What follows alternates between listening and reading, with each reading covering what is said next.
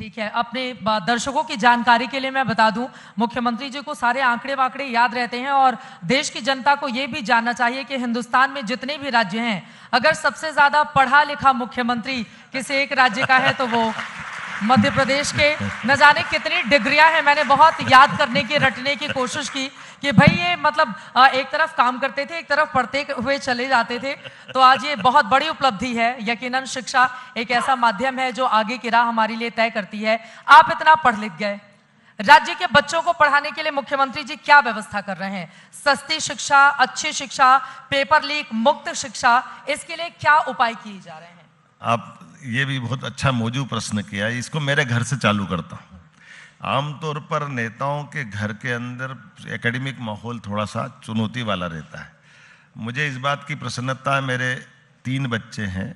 जैसे बेटी है, बेटी गायनोकोलॉजिस्ट है, वो अपना हॉस्पिटल चलाती है। दामाद भी डॉक्टर है, वो उच्च शिक्षा में अपनी बहुत अच्छे से प्रैक्टिस भी करती है, और खासकर हॉस्पिटल के साइड में।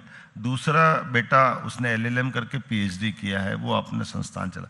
तीसरा बेटा वो सर्जन है, उसकी श्रीमती भी डॉक्टर है, वो अपनी अभी PG कर करके आगे सुपर स्पेशलिटी की दिशा में आगे बढ़ रहा है।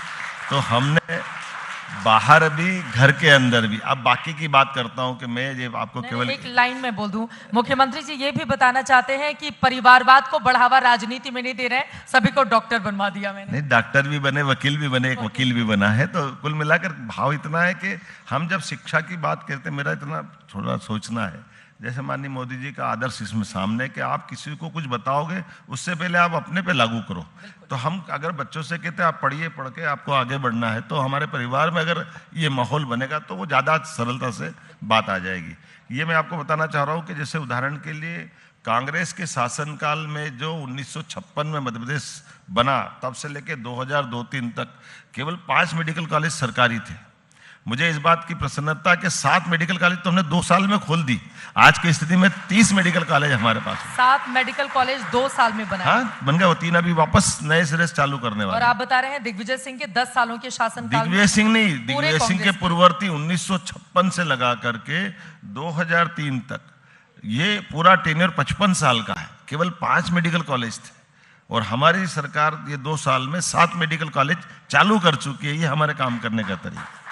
और PPP मॉडल पे वो अलग है, मैं उनके बारे में अलग बताऊंगा। इसके अलावा 3 गवर्नमेंट यूनिवर्सिटी, तीनों यूनिवर्सिटी, एक खरगोन की हमारी टंटिया मामा के नाम पे जो क्रांतिकारी 1857 के रहे, ऐसे हमारे तात्या टोपे झांसी की रानी के सेनापति रहे, उनके नाम पे गुना में। एक रानी अवंतीबाई लोधी सागर विश्वविद्यालय, 3 सरकारी विश्वविद्यालय, 55 PM एक्सीलेंस कॉलेज जो नई शिक्षा नीति के परिप्रेक्ष्य में, और खास करके एग्रीकल्चर सेक्टर में लगभग 20,000 विद्यार्थियों के लिए हमने पढ़ाने की व्यवस्था की। कि हमने कहा कि BSc करना है, नॉर्मल BSc, सामान्य BSc करने के बजाय BSc अगर एग्रीकल्चर करेंगे तो अपने यहाँ खेती आधारित बहुत बड़ा स्कोप है। हमने उस पर काम किया और उसका रिजल्ट मिला।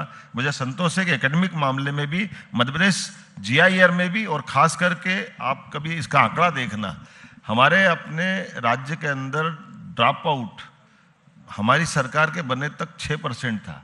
मुझे संतोष है आप 0% कर दिया। ये हमारे काम करने का तरीका। ड्रॉप आउट शून्य हो गया मध्य प्रदेश, बिल्कुल शून्य हो गया। और अभी तो आप आगे चल के देखना कि जैसे सांदीपनि विद्यालय जो हमने गवर्नमेंट के बनाए, तो गवर्नमेंट के बनाए हुए सांदीपनि विद्यालयों की भव्यता और उनके अंदर के सारे सब प्रकार के खेलने के, पढ़ने के, नए कोर्स के, अनुकूलता वाले जो स्कूल के लिए चाहिए, वो सारी चीज़ें उपलब्ध है।